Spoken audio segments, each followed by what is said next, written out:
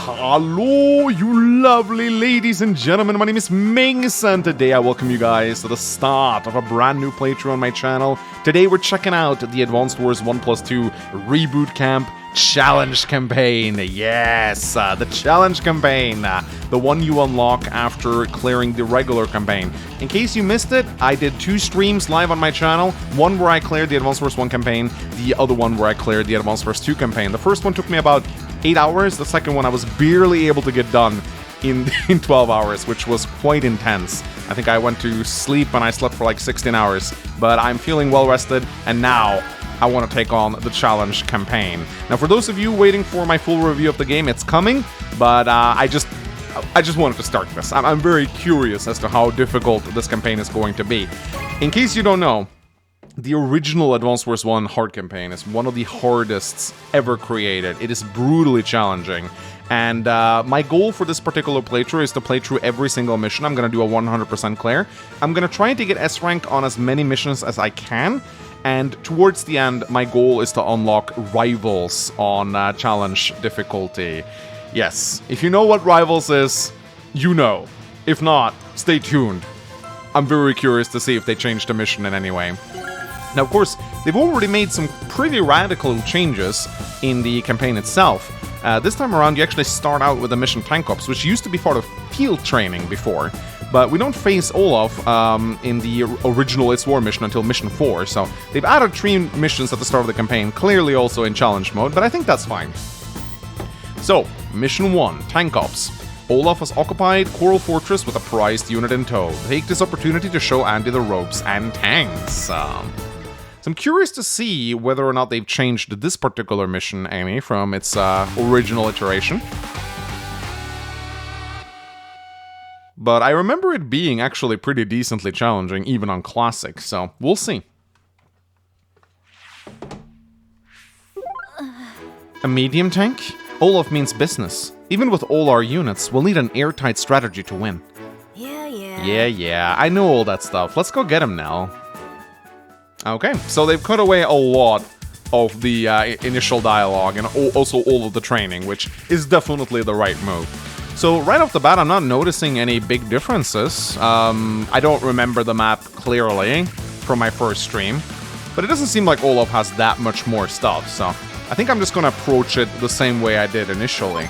Now we'll go over each CO, not in great detail, but you start out playing as Nell. Her day-to-day is basically that she has double the luck rating of other commanders. Every single commander can do up to 10% damage in battle with luck. Nell can do 20, so she has the potential to hit a little bit harder on the day-to-day, which is pretty nice. Her normal power just amps this up to 60. So, and the luck damage is pure damage, by the way. So you can, if an infantry goes up against a tank and you roll maximum, you can take 6 HP off a medium tank, for example. So it's pretty good, but it does require some gambling. I made a full analysis on Nell as a CO, although it is for the original game, but I think she works pretty much the same. You can check that up in the top right corner of the video if you want a more elaborate look at Nell as a CO. Now, we're up against Olaf. His power is that he ignores snow, so he can move through snow like nothing else. And, however, he's slowed down by rain, so that's like his thing. If it starts raining, he'll be slowed as other COs are slowed in the snow, but this never occurs in the campaign because it never starts raining in any Olaf missions, so you're not really going to experience this.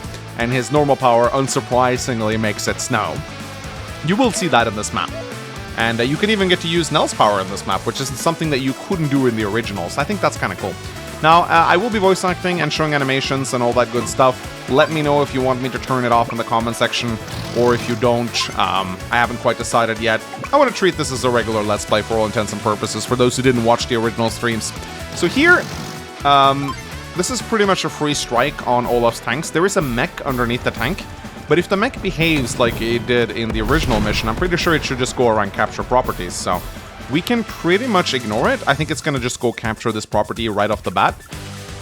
And we can pretty much do whatever we want. So I say that's exactly what we do. I'm going to send my APC over here. Now, one funny thing to note about APCs is that the AI will always go for them. So you can use the APCs as bait. This was actually a feature in the original Advanced Wars game. The Orange Star Army is launching a counterattack. I see you failed to notice my new weapon, Nell. You'll soon tremble before the power of the mightiest ground force ever. This will be a quick victory for Blue Moon. But yeah, as I said, the AI loves targeting APCs, as you can see right there. So whenever an APC is in range, they will target it. Only in the Advanced Wars 1 campaign, though. This is an AI that they brought over from the original. This is kind of nice because it allows you to use the APCs as bait, as I just did. Now here, the artillery is very conveniently in range. So far, I'm not noticing any big differences from the original. It seems to be just as hard. So the goal for this particular mission is to wipe out Olaf's forces. We can also kind of use this mech as a bit of a barrier between the other tank and the bridge, which is kind of nice. And then this medium tank doesn't move, so you can either try to fool it by blocking the bridge and capture the HQ, or you can drag it into your artillery and shoot on it that way. But what I like to do here is to shoot on this mech with my tank. This means that the mech will spend a little bit longer capturing the property, which means that it'll block out the enemy tank, which is kind of nice. So, and we get a free little shot at the artillery here, which is nice. And of course, one thing that we got to be a little bit careful about is the other mech, who is aggressive, so it will attack us. Now, one thing we can do is we can place the APC here to draw it in, or we can just leave it here. With 3 defense from the city, I do believe it should take another hit, so I think that's what I'm going to do, actually. I'm just gonna wait with the APC right here. Use it to draw in the mech. And as I said, with the 3 defense stars from the cities, I believe that the APC should not die. I think the calc is like 60% or something. We'll see. Interestingly enough, the artillery shoots on my tanks, but that's fine. Okay, never mind. It was the only target in range. See, as you can see right here, AI hates APCs. If there's an APC in range, it will fire on it. And that's great, because a 2 HP APC is just as useful as a 10 HP APC. Now, a little bit about rankings, in case you guys don't know. Power ranking is based on how many enemy units you wipe out on a single turn. So if you want to get a good ranking, try to wipe out, I think, 20 or 30% of the opposing enemy army's total army in one turn. Technique is based on how many units you lose, based on how many units you have in total. And the speed ranking is based on an arbitrary turn limit. I have no idea what the speed ranking is for this particular chapter. However, during this turn, I'm going to try my best to wipe out as many units as I can to get that 100 power ranking.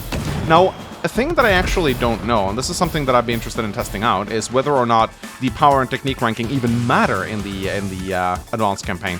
And the reason why I'm saying this is, in the original Advanced Wars 1, whenever you played the advanced campaign, only the speed ranking really mattered. If you cleared the map in a set amount of days, you would get an automatic S rank regardless of how many units you killed or how many units you lost. I have no idea if they've kept this in yet. No idea at all. I guess we'll just have to find out. Now let me wipe out this particular artillery. I'll be able to see soon enough because, especially when Mission 4 rolls in, I have a bit of a strategy for that. That doesn't involve killing a lot of Olaf's units. And if I end up getting a perfect 300, I will definitely know if they've messed up that or not. Now here, I'm going to take another shot at the mechs to delay their capture for another turn. If I'm lucky, yeah, I'm reducing them to 2 health, which is fantastic. This is exactly what I wanted. Now they're going to spend 3 more turns getting rid of that, so that's great. Now I might actually capture a city. This is something I'm contemplating doing. And then let's drop off another mech right here. And I say we capture the city right here. That way we can send our tanks back to get repaired should we need to. There are 2 mechs coming in.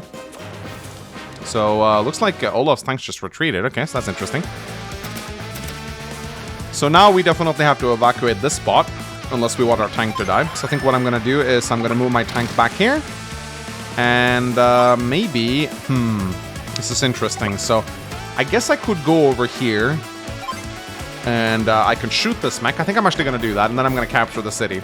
I do open myself up from attack from the mech, but they have to attack me from the river, where they'll get no defense. So there's no defense in the river, and I get 2 stars. That's a good position for me to be in. And then I think we're just going to capture this particular city as well. Could have captured both of them, actually, but this is fine. I think I'd rather have my artillery right here, and then I'll leave my mech right here. Let's see what Olaf decides to do. Will he interrupt my capture? He probably will. Yes, that's good. That means I get a nice little artillery shot on his tanks next turn. Now, one thing to keep in mind about this mission is you want to keep your infantry at full health, if at all possible. Because you actually need the infantry to start capturing his HQ, if you want to clear this map quickly. You'll see what I mean. A mech actually can't do it. Because of the way his medium tank is placed, you can't get a mech within capturing range of the HQ without pulling the medium tank as well. Because you need to drop the infantry off right here. And this, as you can see, the range of the medium tank Olaf has doesn't extend to this road tile right here. So it's important to keep your infantry on full health for that reason. Alright. If we get a little lucky now, we might be able to wipe out Olaf's tanks, because Nell can do up to 20% damage. And that's exactly what happened. And in situations like that, Nell is extremely useful. So let's kill these mechs right here. I don't know why Blue Moon Infantry has such big noses. It's a lot of people have pointed it out. I'm not entirely sure why they went for that. So looks like I might lose a unit if I'm not careful here. So what you can do is you can combine. I can attack and then combine my infantry in. Combining your units actually do not reduce your power rate ranking or your technique ranking, because the unit is not treated as lost. So if you do this, you check your status page, you can see that I have 0 units lost. So I think what I'm gonna do now is I'm pretty sure the Blue Moon Infantry will go for this mech and not the infantry, because the mech is more valuable and it's also on less defensible terrain. And that means that I can shoot with my artillery next turn. Oh, he's gonna pop his blizzard. Okay. Can you withstand the cold? I can withstand. I'm Norwegian, Olaf. I can withstand everything. Blizzard. This is a very weak power activation. If I'm gonna become, I'm really not liking what they did with snow in this game. It's kind of disappointing, if I'm gonna be completely honest. I like how the terrain looks in the snow, for the most part, but they could be more of it. I mean, how does this slow down anything? I don't get it. Anyway, so what we can do now is we can take a nice little shot. One thing I'm noticing, actually, that was not there in the original, I think Nell, like, automatically gets her power on turn 3 or something in the classic campaign, to give you a bit of a tutorial on how to use powers. She doesn't do that anymore, which is kind of sad. Alright. Just gonna combine these units into each other, and then we're gonna use this particular tank to take out the mechs. This requires a bit of a luck roll, 32%. So, might be... There we go. Yeah, okay, good. Luck is also reduced by units' HP. This is something very important to keep in mind.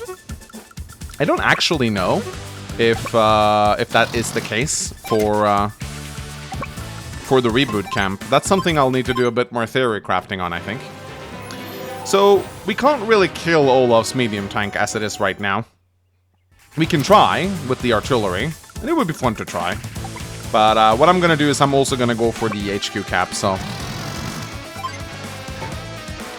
I guess that's what we can do. I can lure in the medium tank with my other units, I suppose. But it might just be better to use the APC as bait, so I think that's what we're gonna do. So yeah, I don't notice any big differences with this particular challenge mission. It seems to be just as hard as the original.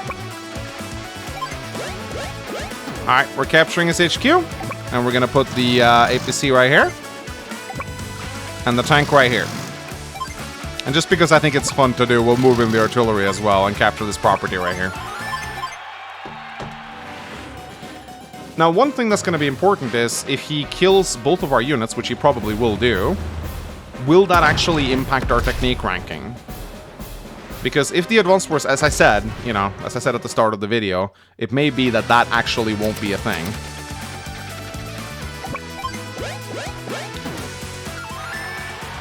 Alright, we did it!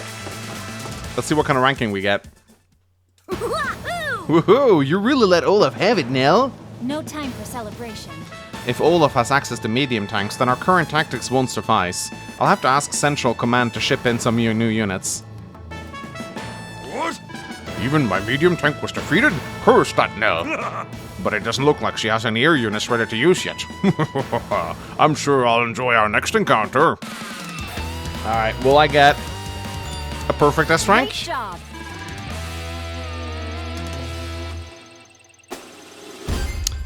Not a perfect 300, but I still got an S rank nevertheless. Okay, that is very interesting. All right, ladies and gentlemen. That's the first mission. It looks like you still get double coins from this, so that's nice. The advanced campaign is a very good way to harvest coins, by the way. You get a lot of money. In fact, I think one of the best ways to generate coins is just to play the first mission over and over. That way you can really stock up on a lot of cash.